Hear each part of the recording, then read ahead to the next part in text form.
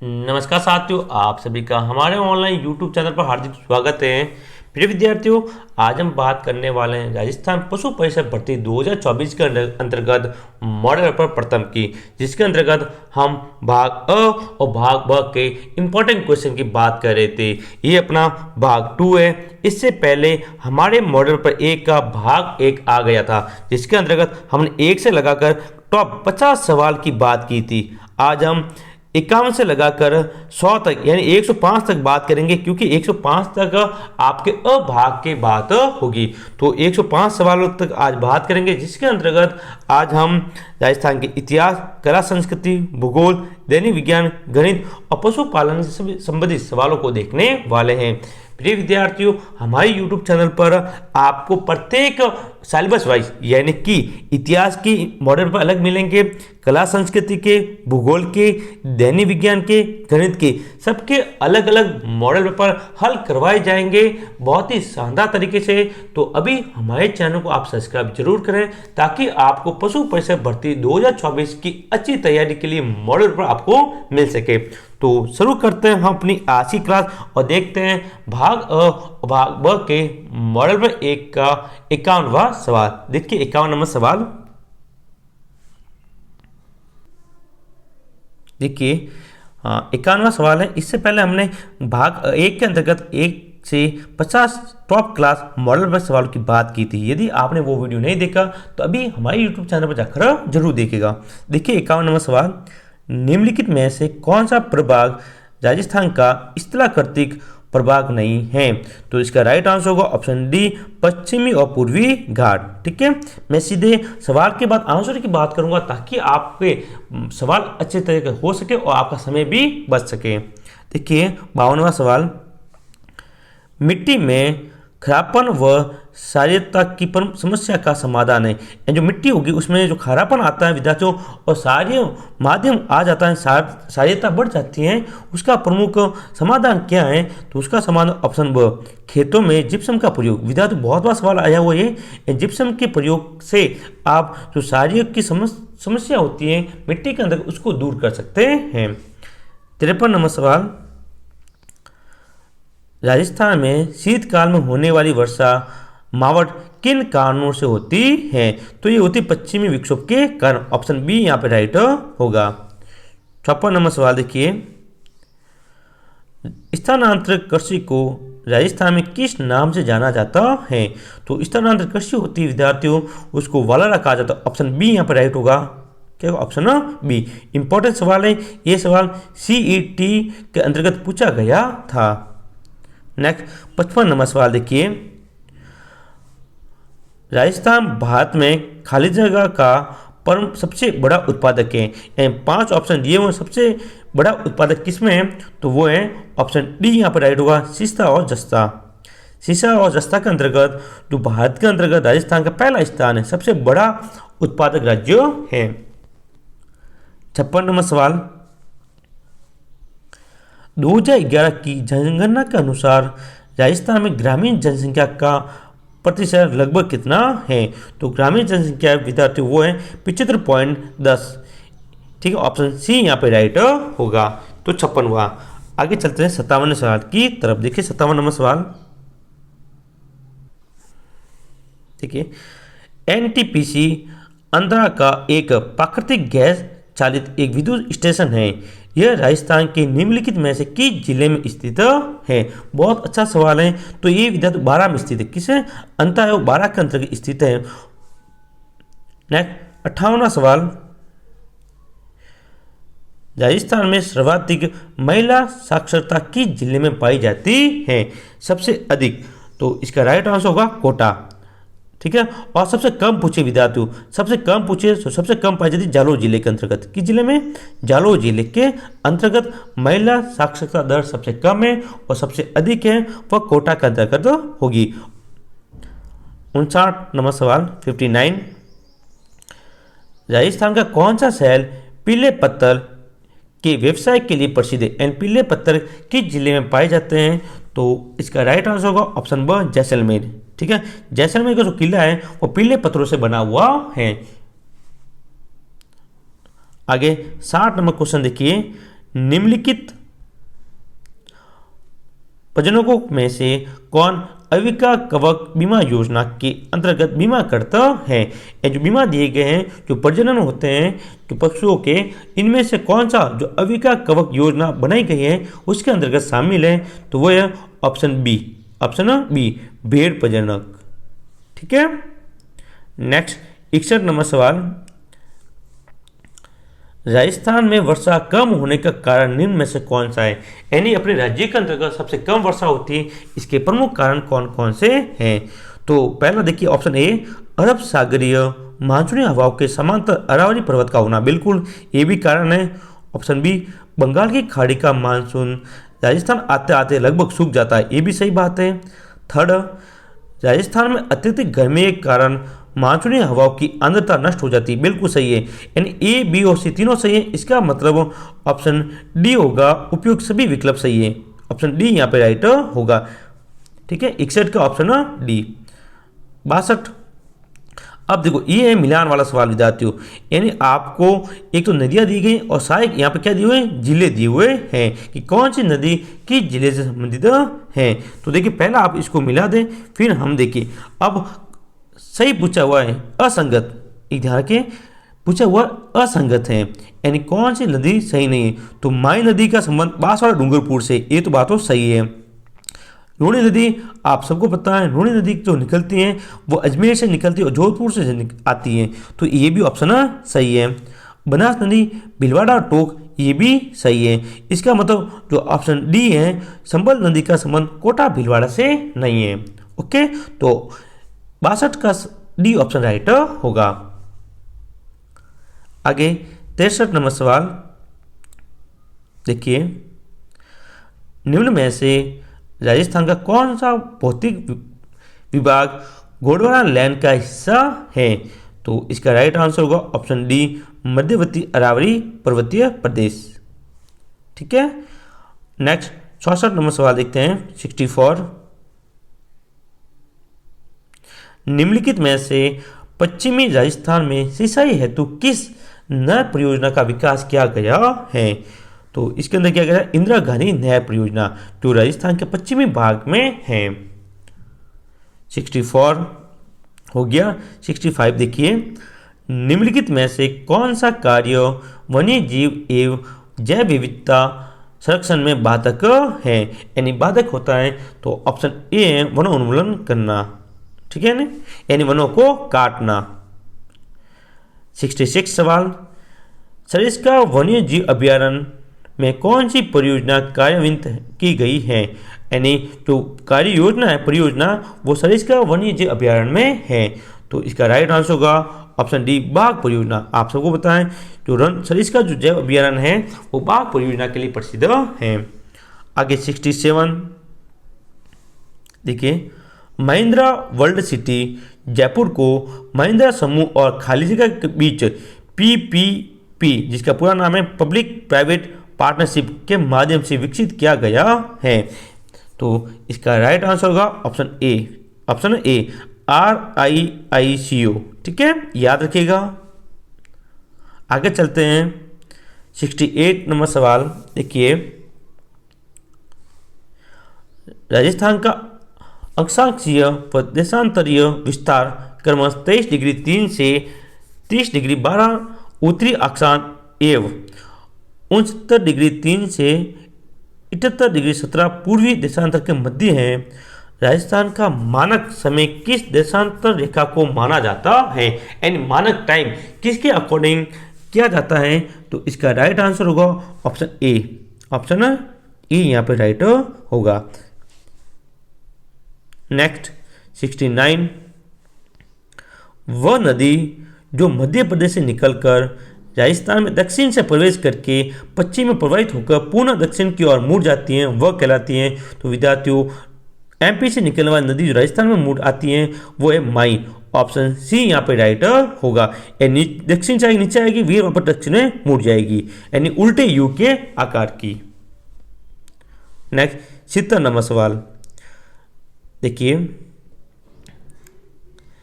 राजस्थान में पाए जाने वाला निम्नलिखित में से कौन सा खनिज भारत में इस खनिज के उत्पादन में पूरे 100% का योगदान करता है। तो ऐसा कौन सा खनिज है जो 100% केवल राजस्थान के अंदर पाया जाएगा और कहीं भी पाया नहीं जाता?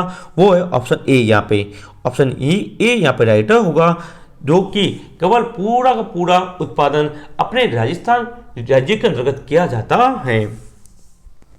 आगे 71वां सवाल देखिए, 2011 की जनगणना के अनुसार समग्र जनसंख्या के प्रतिशत के हिसाब से राजस्थान में हिंदुओं और मुसलमानों के बाद सबसे बड़ा समुदाय कौन सा है? यानी हिंदुओं और मुसलमानों के बाद कौन सा धर्म कौन सा समुदाय सबसे अधिक अपने राज्य में निवास करता है? वो है सिख। ऑप्शन ए यहाँ पर राइट होगा। नेक्स्ट बात करें 62 के 72 बात, ठीक है ना। तो देखिए 72 सवाल, 72वां सवाल, किस वर्ष में सूरतगढ़ तापीय विद्युत केंद्र थर्मल पावर स्टेशन की पहली इकाई ने अपना वाणिज्यिक संचालन आरंभ किया? तो इसका राइट आंसर होगा ऑप्शन बी, मार्च 2000। ठीक है प्रिय विद्यार्थियों, आपको इस मॉडल पेपर की पीडीएफ हमारे टेलीग्राम ग्रुप पे मिल जाएगी, उसका लिंक नीचे दिया गया है। तो आप अभी हमारे टेलीग्राम ग्रुप को ज्वाइन जरूर कीजिएगा। 73वां सवाल, नक्की झील के पश्चिमी तट के ऊपरी पर्वत पर एक ऐसा विशाल शिलाखंड है जिसकी आकृति मेंढक जैसी है, ये कहलाती है? तो ये कहलाएगी ऑप्शन सी, ठीक है ना, टॉड रॉक। 74, 2011 की जनगणना के अनुसार राजस्थान के बारे में निम्नलिखित में कौन सा कथन सही है? सही कथन की बात यहाँ पर पूछी गई है। तो पहला ऑप्शन ए देखिए, अनुसूचित जनजाति जनसंख्या कुल जनसंख्या का 13.5% है, यानी ऑप्शन ए यहाँ पे राइट होगा। ठीक है, पहले ऑप्शन ए है यहाँ पे राइट। आगे 75वां सवाल देखिए, राजस्थान के निम्नलिखित किस जिले को राजस्थान की खादी टोकरी के रूप में जाना जाता है? तो राजस्थान की खादी टोकरी के रूप में विद्यार्थियों गंगानगर को जाना जाता है। ऑप्शन बी यहाँ पे राइट होगा। नेक्स्ट 76, राज्य की कार्यपालिका से संबंधित प्रावधान संविधान के किस भाग में है? विद्यार्थियों अब हम बात करेंगे राजनीति विज्ञान के सवालों की। सबसे पहले हम इतिहास के सवालों की बात की थी खंड 1 के अंतर्गत, यानी अपना भाग ए आया था क्लास का, उसमें। फिर आज हमने भूगोल से संबंधित सवालों की बात की है। अब राजनीति विज्ञान यानी पॉलिटिकल से जुड़े हुए सवालों की बात करेंगे। उसका पहला सवाल 76 नंबर आपके सामने है। इसका राइट आंसर होगा ऑप्शन बी, भाग नंबर 6 के अंतर्गत। ठीक है, आगे 77, राज्य के महाअधिवक्ता की नियुक्ति कौन करता है? साथ ही इंपॉर्टेंट क्वेश्चन है, सीधा पेपर को देखने को मिलेगा। तो ऑप्शन सी है, राज्यपाल इसकी नियुक्ति करता है। नेक्स्ट 78, सर्वाधिक अवधि तक राजस्थान विधानसभा के अध्यक्ष कौन रहे हैं? यानी सबसे अधिक समय तक राजस्थान विधानसभा के अध्यक्ष कौन रहे? तो होगा रामनिवास मिश्रा। ऑप्शन ए यहाँ पे राइट होगा। 79वां सवाल देखिए, महाराणा प्रताप खेल पुरस्कार किस वर्ष प्रारंभ किया गया? तो ये इसकी शुरुआत, महाराणा प्रताप खेल पुरस्कार की शुरुआत ऑप्शन बी राइट होगा, 1982-1983 के दौरान इसको शुरू किया गया था। अब राजस्थान के सामान्य ज्ञान से जुड़े हुए कुछ सवाल हैं। राजस्थान के राज्य पशु रोइडा का वैज्ञानिक नाम क्या है? तो रोइडा का वैज्ञानिक नाम ऑप्शन बी यहाँ पे राइट होगा। ओके, आगे चलते हैं। अब देखते हैं 81 नंबर पर सवाल देखिए,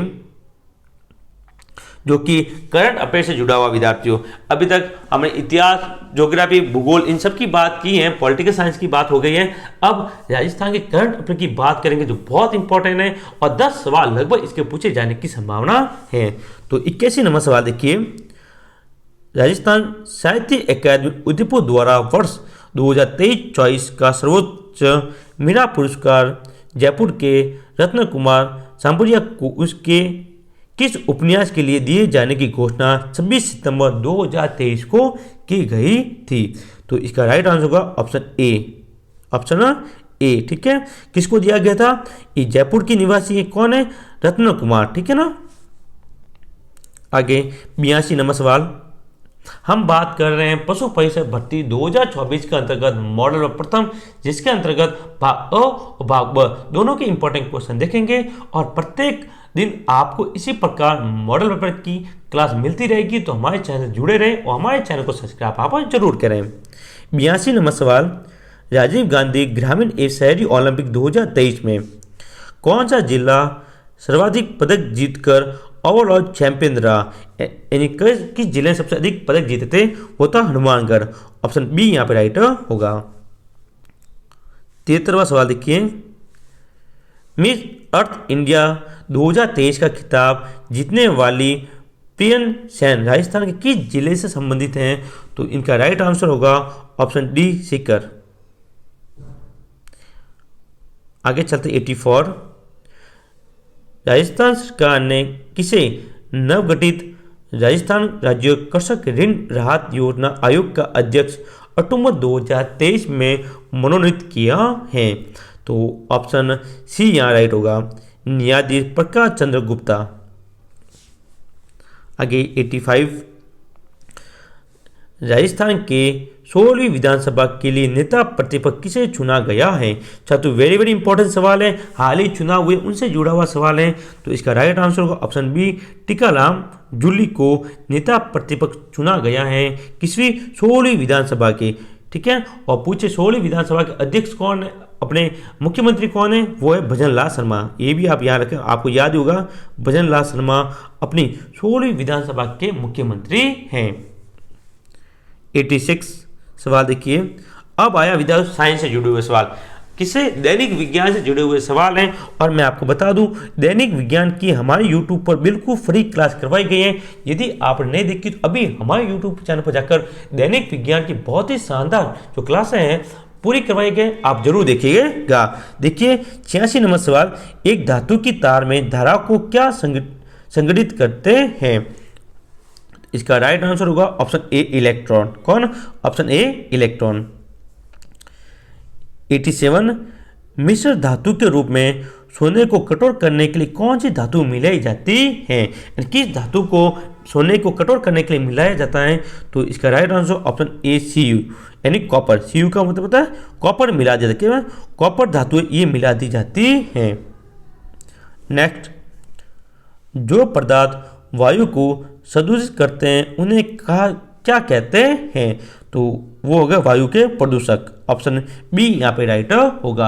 मैं आपको बता दूं, आपकी जो पशु परिषद भर्ती है विद्यार्थियों, इसके अंतर्गत आपको कक्षा 10वीं तक की विज्ञान याद करनी। कक्षा 10वीं तक की विज्ञान, दैनिक विज्ञान कक्षा 10वीं तक की पूछी जाएगी, जिसके अंतर्गत कक्षा 6 से लगाकर 10वीं तक जो विज्ञान की बुक है उसमें से सवाल पूछे जाएंगे। और हमारे यूट्यूब चैनल पर कक्षा 6 से लगाकर 10वीं तक की विज्ञान के बहुत ही शानदार नोट्स पैटर्न पर विद्यार्थियों बिल्कुल नोट्स पैटर्न पर क्लास करवाई गई है, तो आप जरूर देखिएगा और आगे भी हमारी क्लास कंटिन्यू लगाई जाएगी। आगे देखिए 88 हो चुका है, 89 सवाल देखिए 89, कैल्शियम की कमी मुख्य रूप से किस विटामिन की कमी से पैदा होती है? तो इसका राइट आंसर होगा option A vitamin D, vitamin D. Next 90, किस प्रकार के विन्यास में मध्य सिरा के दोनों ओर जाल जैसा डिजाइन होता है? तो होगा ऑप्शन ए यहाँ पर राइट होगा, जालिका रूपी सिरा विन्यास। नेक्स्ट 91 सवाल, एक फोटोसेल प्रकाश ऊर्जा को खाली जगह में बदल देता है, तो फोटोसेलों को प्रकाश ऊर्जा को विद्युत ऊर्जा में बदलता है। ऑप्शन बी यहाँ पे राइट होगा। नेक्स्ट 92 सवाल है, निम्नलिखित में से कौन सा अंग श्वास नली को नष्ट होने से रोकता है? तो वो है ऑप्शन सी उपजी डिस्क। ठीक है ना, ये श्वास नली को नष्ट होने से रोकते हैं। आगे 93 नंबर सवाल देखिए, निम्नलिखित में से कौन सा धातु का प्रतीक जो साधारण तापमान पर तरल रूप में पाया जाता है? शायद इंपॉर्टेंट क्वेश्चन है, यानी द्रव अवस्था में पाया वो है मरकरी। ऑप्शन डी यहाँ पर राइट होगा। इसको मैं समझाऊँ आपको कि कौन सी धातु साधारण ताप पर तरल मतलब द्रव्य अवस्था में, द्रव अवस्था में पाई जाती है। तो कौन सी धातु द्रव अवस्था में पाई जाती है? वो है मरकरी। ठीक है ना। नेक्स्ट, भौम जल स्तर के नीचे पाए जाने वाला जल क्या कहलाता है? तो इसका राइट आंसर ऑप्शन से भौमजल। ठीक है। 95, पुष्प की छोटी पत्ती की तरह दिखने वाला भाग क्या कहलाता है? तो इसका राइट आंसर होगा बाह्य दल, यानी ऑप्शन ए यहाँ पे राइट होगा। ठीक है। अब हम बात करते हैं गणित के सवालों की। प्रिय मित्रों, हम बात कर रहे हैं पशु पेंशन भर्ती के अंतर्गत भाग अ और भाग ब के मॉडल पर प्रथम की, जिसके अंतर्गत भाग 1 के अंतर्गत हमने कुल 50 सवालों की बात की थी। आज हम 51 से लगाकर 105 सवालों की बात करेंगे और भाग 3 के अंतर्गत हम पशुपालन के यानी 106 से लगाकर कुल 150 सवाल तक बात करने वाले हैं। अब गणित का सवाल देखिए 96, प्रथम 10 पूर्ण संख्याओं का अंगगणितीय माध्य यानी औसत होगा। तो इसको निकालने के हल करने की विधि है, उस विधि के द्वारा मैं आपको हल कराऊंगा। देखिए विद्यार्थियों, तो औसत माध्य निकालने का पूर्ण संख्याओं का प्रथम तो एक सूत्र होता है 1/n को गुणा n plus n कोष्टक n plus 1/2। यहाँ पे n होगा वो 10 होगा। ठीक है। तो 1/10 गुणा n का मतलब क्या है 10 गुणा 10 प्लस 1/2। तो 2 का भाग 10 में कितनी बार जाएगा? 5 बार। ठीक है। तो और 10 और 11 तो ऐसे लिखेंगे 1/10 और गुणा 5 गुणा 11। तो 11 इंटू 5 कितने हुए? 55/10। तो 55 का 10 का भाग देंगे तो क्या उत्तर आएगी? 5.5। तो ऑप्शन सी यहाँ पे राइट होगा। ठीक है। 97, यदि ए तथा बी दो विषम संख्या हो तो निम्न में से कौन सी संख्या एक सम संख्या होगी? तो इसका राइट आंसर होगा अपने ए प्लस बी। ठीक है। आगे चलते हैं 98वां सवाल कि 11 परिणामों का औसत 50 है। यदि प्रथम 6 परिणामों का औसत 49 यानी 49 हो और अंतिम 6 का औसत 52 हो तो छठा परिणाम ज्ञात करो। यानी कि कुल 11 परिणाम दिए गए विद्यार्थियों, कुल औसत कितना है? 50 और प्रथम 6 का कितना है? 49 और अंतिम 6 का कितना है? 52। तो छठा परिणाम यहाँ पर आपको ज्ञात करना है। ठीक है। तो इसका राइट आंसर होगा ऑप्शन बी। ठीक है। अब ये कैसे हुआ तो ये बड़ा सवाल है, मैं आपको अलग से क्लास लेकर इसको पूर्ण रूप से समझाऊंगा। ठीक है। आगे चलते हैं 99वें सवाल पे।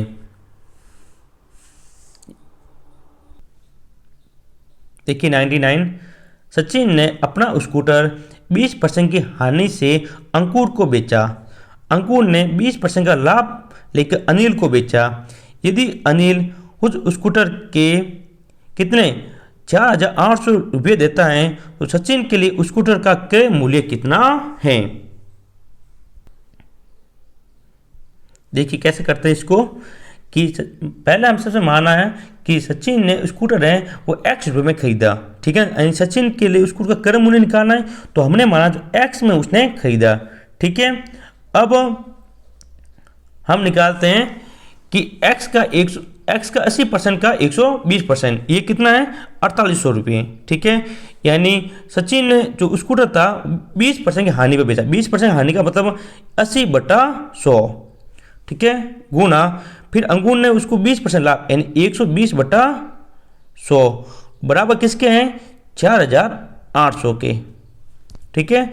तो यहाँ जो कट हो रहा है उसको काट देता अपन, यानी 1 जीरो से 1 जीरो कट गया, इस जीरो से इस जीरो कट गया। और अब और काट देते हैं, यानी इसके अंदर 2 का भाग जाएगा 4 बार, इसके अंदर जाएगा 5 बार, इसके अंदर 2 का भाग 6 बार, इसके अंदर 2 बार। ठीक है ना, सॉरी 5 बार। तो हम काट दिया तो x गुणा यहाँ पे 4 है, यहाँ पे 6, 4 इंटू 6 कितने हुए? 24 बटा 5 इंटू 5 नीचे है ये 25 बराबर हो गए 4800। ओके। अब x का मान निकालना है तो वज्र गुणा हो जाएगा, ये 25 ऊपर चले जाएंगे, ये 24 इसके नीचे आ जाएंगे। देखिए ऐसा होगा x बराबर 4800 गुणा 25/24 24, 24 का 48 में कितनी बार जाएगा? 2 बार। 2 इंटू 200 हो गए, 200 इंटू 25 कितने हो गए? 5000। ठीक है, तो ऑप्शन बी यहाँ पे राइट होगा। 16 नंबर सवाल देखिए, 2 बराबर गिलासों में क्रमशः 1/4 तथा 3/5 दूध भराएं। इन्हें पानी से पूरा भर दिया गया तथा दोनों का मिश्रण एक भगोड़े में उलट दिया गया। नए मिश्रण में दूध और पानी का क्या अनुपात होगा? तो 100 नंबर सवाल जो है इसका राइट आंसर ऑप्शन सी होगा। ठीक है, अब इसको थोड़ा बड़ा ही है तो हम अगली क्लास में इसको करेंगे। नेक्स्ट 101, क्योंकि आज हम 51 से लगाकर 105 सवालों की बात करने वाले हैं। 51 नंबर देखिए, 1100 अंकित मूल्य वाली एक मोटरसाइकिल को 10% बट्टा देने के बाद एक दुकानदार को 10% का लाभ होता है, तो साइकिल का क्रय मूल्य ज्ञात कीजिए। बट्टा मतलब होता है छूट, यानी एक दुकानदार 10% की छूट देता है, ठीक है, तब उसको कितना फिर भी 10% छूट देने के बाद उसको क्या होता है? 10% लाभ होता है। तो साइकिल का क्रय मूल्य ज्ञात करना है। तो देखिए विद्यार्थियों, एक सूत्र होता है क्रय मूल्य ज्ञात करने का। क्रय मूल्य ज्ञात करने का सूत्र होता है कि अंकित मूल्य दिया हुआ हो, यदि अंकित मूल्य दिया होगा तो अंकित मूल्य गुणा बट्टा लाभ। यानी अंकित मूल्य कितना आपके? 1100, तो पहले लिखेंगे हम 1100, देखना अच्छे से, 1100 गुणा बट्टा, यानी छूट कितनी दी गई है? 10, तो 100 में से 10 के पीछे 90, ठीक है, बट्टा लाभ कितना हुआ? 10, यानी 110। अब 0 से 0 कट गया, 11 का भाग 11 में एक बार, तो पीछे रहा 10 इंटू 90 कितना हुआ? 900। तो उत्तर आएगा 900, ऑप्शन बी यहाँ पे राइट होगा। आप वापस देखें, अंकित मूल्य ज्ञात करने का सूत्र होता है कि अंकित मूल्य गुणा एन जो छूट होती है, यानी बट्टा जो लाभ, क्या होगा? लाभ। ये सूत्र आप याद कर लें, कोई भी सवाल आएगा आपका हल हो जाएगा। ओके, अंकित मूल्य 1100 दिया गया, तो पहले 1100 लिखा हमने, फिर छूट 10 थी तो 90 बटा फिर लाभ 110, क्योंकि जो भी लाभ आनी होती है वो 100% पर निकाली जाती है। हम 100 मानते हैं किसी चीज को। 102 नंबर सवाल, जो कार्य का है ए, बी व सी मिलकर एक काम को 6 दिन में पूरा करते हैं। ए अकेले उसे 12 दिनों में तथा बी अकेले उसे 30 दिनों में करता है, तो सी अकेले उसे कितने दिनों में काम पूरा कर पाएगा? तो इसका राइट आंसर होगा विद्यार्थियों, होगा 20 दिन, ऑप्शन सी यहाँ पे राइट होगा। नेक्स्ट, साइकिल द्वारा एक व्यक्ति 150 मीटर दूरी 25 सेकंड में तय करता है, तो उसकी चाल कितनी किलोमीटर प्रति घंटा थी? तो यहाँ पे किलोमीटर प्रति घंटा में आपको निकालनी है, तो इसका राइट आंसर होगा 21.6।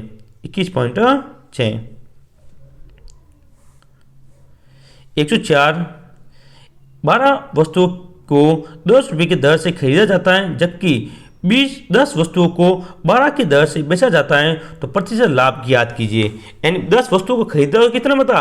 10 रुपये में, 12 वस्तुओं को 10 रुपये में खरीदा था और 10 वस्तुओं को 12 रुपये में बेच दिया, लेकिन अब उसके बाद कितनी वस्तु बाकी है? अभी भी 2 वस्तुएं बाकी हैं, तो कुल कितना लाभ होगा? तो 44%। कितना परसेंट? 44% लाभ यहाँ पर होगा, ऑप्शन डी यहाँ पर राइट होगा।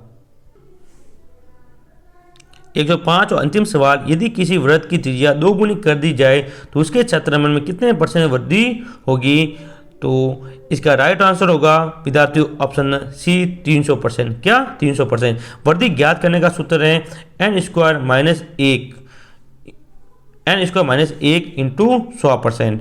ये इसको सूत्र ज्ञात करने का सूत्र है, ध्यान रखिएगा। मैं लिख देता हूँ n² - 1 इंटू 100%, ठीक है, याद रखिएगा।